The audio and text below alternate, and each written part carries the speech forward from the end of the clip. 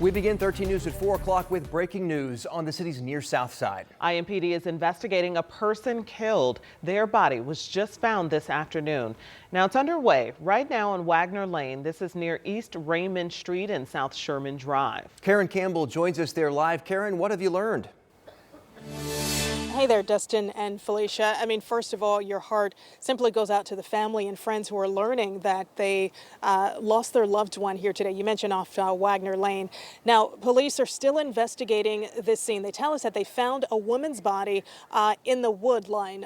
They are still investigating back here. Crime scene investigation has arrived to kind of find out, what exactly led up to this woman being found here. Now, police are telling us that someone called 911 around 1 o'clock today. That's when they arrived on scene to find this body. Investigators say the woman, who of course has not yet been identified, she was reported missing by family this morning because family says that they haven't heard from her since this weekend. Now, police are now canvassing the area, speaking with witnesses to find out how this could have happened.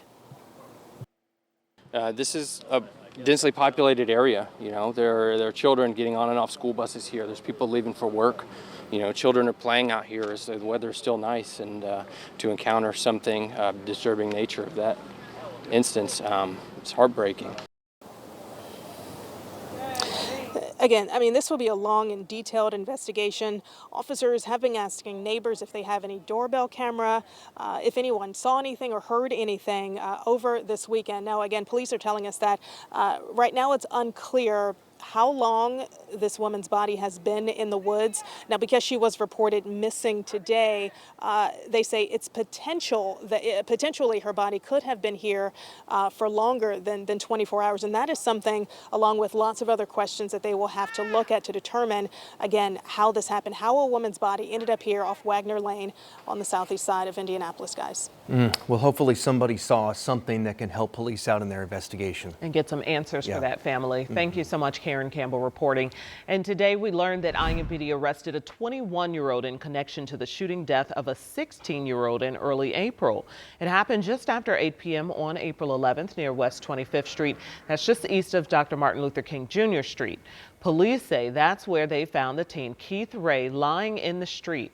He was pronounced dead at the scene. Another shooting victim arrived at IU Methodist shortly after in critical condition. That person is expected to be okay. IMPD believes the two shootings may be connected. All of this still an ongoing investigation. Right now, investigators are looking into what caused a fire today that destroyed a house and sent a man to the hospital. It happened shortly after 5 this morning along Aspen Court, which is on the northeast side. When firefighters got to the scene, they found a man outside the home with burns. Medics rushed him to the hospital. First responders say working smoke detectors played a vital role in keeping him alive. Just want to emphasize, someone can make sure smoke detectors are working. That probably helped this gentleman tonight. Firefighters say the man was the only person at that home at the time.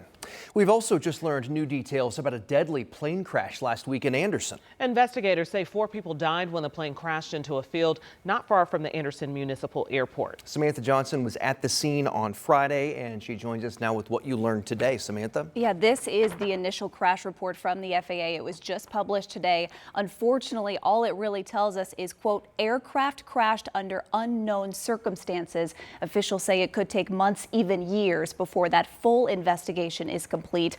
But we do know, like we mentioned, 4 people were on board that plane Friday coming in from Fort Dodge, Iowa. The victims range in age from 68 to just 19 years old. And that includes 36-year-old Braden Hicks, who was a passenger on that plane.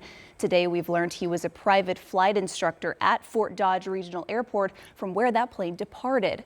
Leaders at that airport shared a statement saying, in part, quote, he was a much loved member of the airport family and will be forever missed. Now, I also talked to Braden's wife today. That was an emotional conversation, as you might imagine. They have a 5-year-old son together who she says was just like Dad.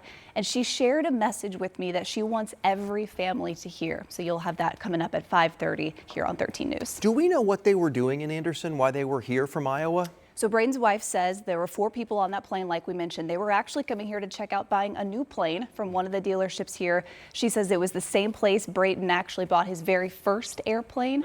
And so as you can imagine, now he's got this legacy of people he's known and impacted across the entire country at this point. Again, more coming up at 5:30. All right. Thank you, bringing a face to those folks for us. We appreciate that.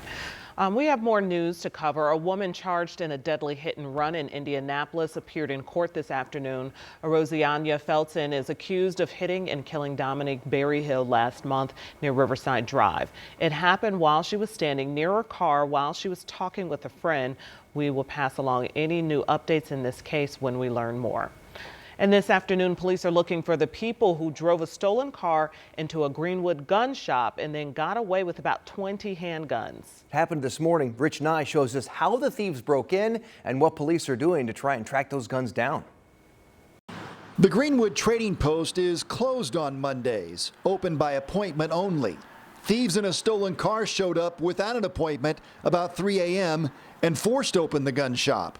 You can see what's left of a brick column that was knocked down by the car before it smashed into the front doors. There was a brick column like this one protecting the storefront along with steel posts. But the car slammed into the building, leaving a crack in the brick wall and breaking the door open.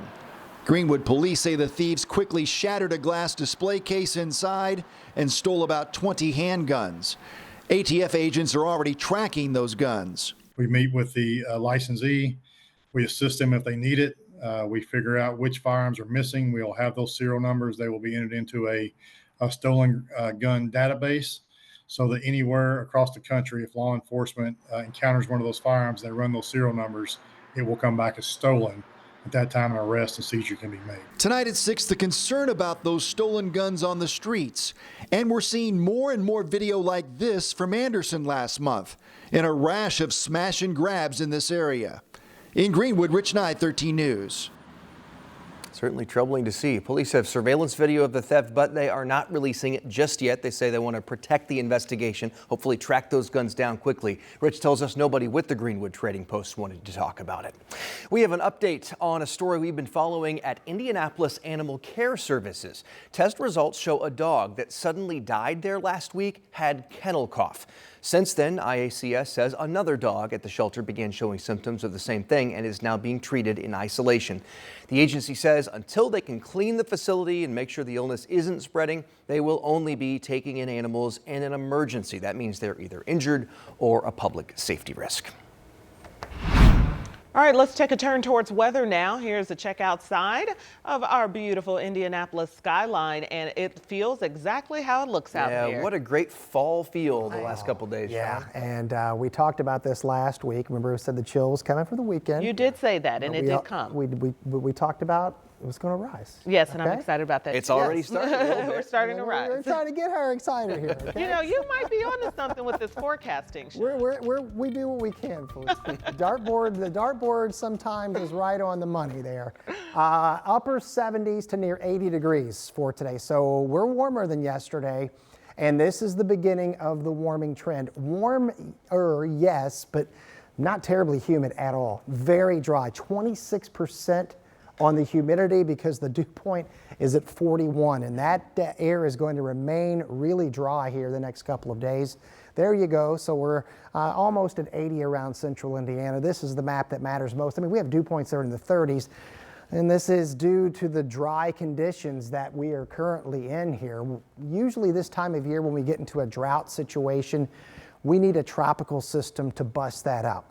And we do have something brewing in the Gulf that you can see right now. This is the story. Sunshine, warming temperatures, high pressure, that controls our weather for tonight and into tomorrow. Now, Western Gulf, we've got Tropical Storm Francine, and unfortunately the water in front of Francine is very warm, and we've seen this over the last several years. Rapid intensification potential because of that warm water here. Latest modeling hinting that we could get a landfall somewhere around the Louisiana coast on Wednesday, possibly as a hurricane, if not a strong hurricane. We'll have to see what happens here over the next 48 hours. As we go forward in time, This thing could be heading toward us and bring us some much needed rain. So I'll provide the latest with that and a 7-day forecast that has a couple of 90-degree days and a cool down, all coming up here in just a few minutes. All right, Sean, we'll check back in, and here's your check of traffic. It's a heavy Monday. This is a look at I-65 near West Street as things are moving, but it is a bit thick right there. And then we also have I-465 at West 21st Street. Things moving in all directions despite some cones out.